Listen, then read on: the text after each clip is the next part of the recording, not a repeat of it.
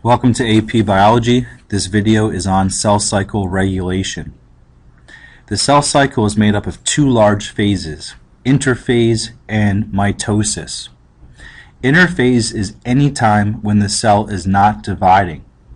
During interphase, the DNA can be found in the form of loose chromatin, or I should say it's found within loose chromatin.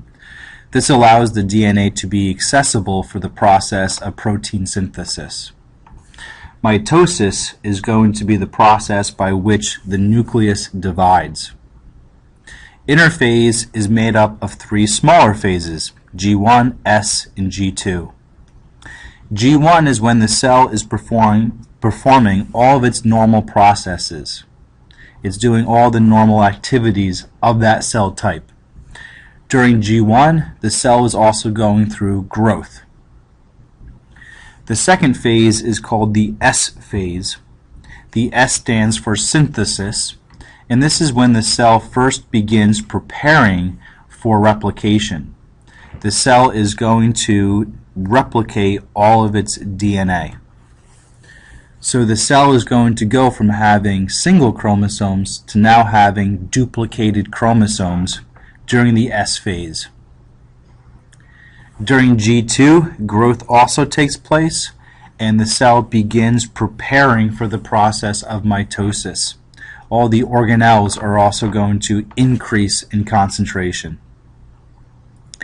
Following G2, the cell is then going to enter the M phase, mitosis. Mitosis is technically when the nucleus divides, and cytokinesis is going to be when the rest of the cell divides afterward. The goal of mitosis is to take one parent cell and have it create two daughter cells that are genetically identical to the parent. The cell cycle is very tightly regulated. It's going to be regulated using both internal and external chemical signals. These chemical signals initiate signal transduction pathways, and the response of these pathways is going to be the movement of one stage to the next.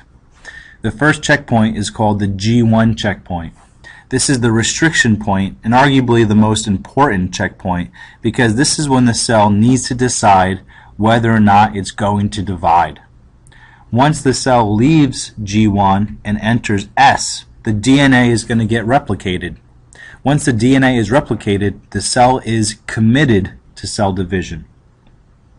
If a cell does not divide, certain cells in your body do not actively go through cell division.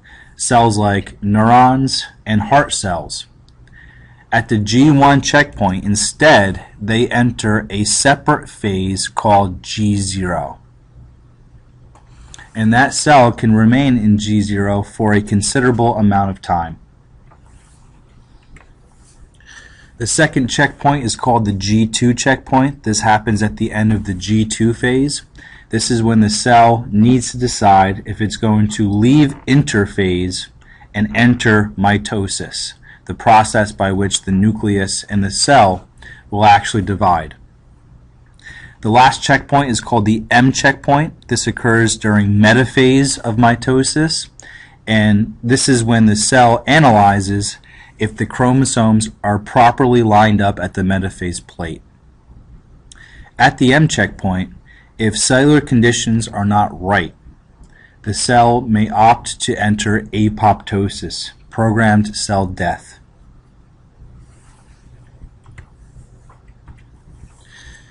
We begin by looking at internal signals.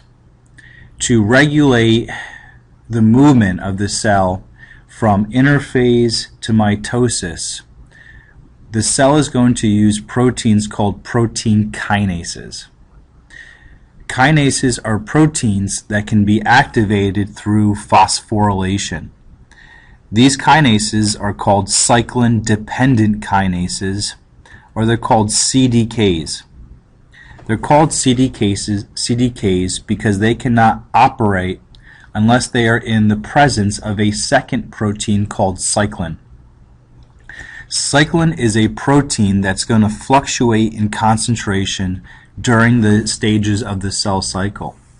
If you look at this picture, you can see that as the cell moves through the phases of the cell cycle, the amount of cyclin is going to build up. When the cyclin is at its highest, the cyclin is going to react with the CDK, and together the cyclin plus the CDK make an MPF. An MPF is a maturation promoting factor. It is an internal chemical signal that is going to cause the cell to leave interphase, to leave G2, and to enter mitosis. So you can see that this part of the cell cycle, the movement out of interphase into mitosis, is regulated using an internal signal called the MPF. An external chemical signal that's going to regulate the cell cycle is a growth factor. Growth factors are local regulators. They are a chemical messenger or a ligand that's going to tell a cell to begin dividing. Growth factors are going to operate at the G1 checkpoint. They're an external signal that tells the cell to begin going through the process of cell division.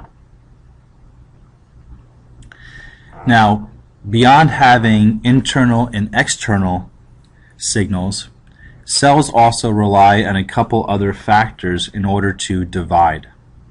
Number one, cells have anchorage dependence. In order for a cell to divide, it needs to be attached to another cell, or it needs to be part of a tissue.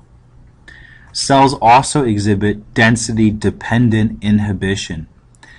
When cells get crowded, that stops cells from being able to divide. This is going to prevent the formation of tumors within the body. Cancer cells are the result of unregulated cell division. It's when the cell's regulation system fails to properly operate. As a result, the cell loses control of cell division, divides out of control, and can form a mass that we call a tumor.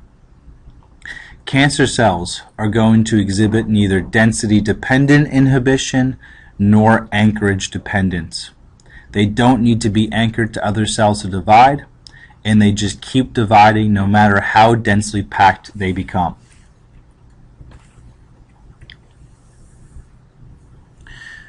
So again, loss of cell cycle controls is going to result in cancer cells. Cancer cells do not respond normally to the body's control mechanisms. They do not listen to internal chemical signals or external chemical signals. Cancer cells may not need growth factors to grow and divide. Some cancer cells make their own growth factors. Some will convey the growth factor signal without the presence of the growth factor, or some just simply have an abnormal cell cycle control system. In either case, cancer is the result of a cell's inability to regulate movement through the cell cycle. As a result, these cells divide out of control and can form a mass of cells that we call a tumor. Tumors are characteristic of cancer. This concludes this video.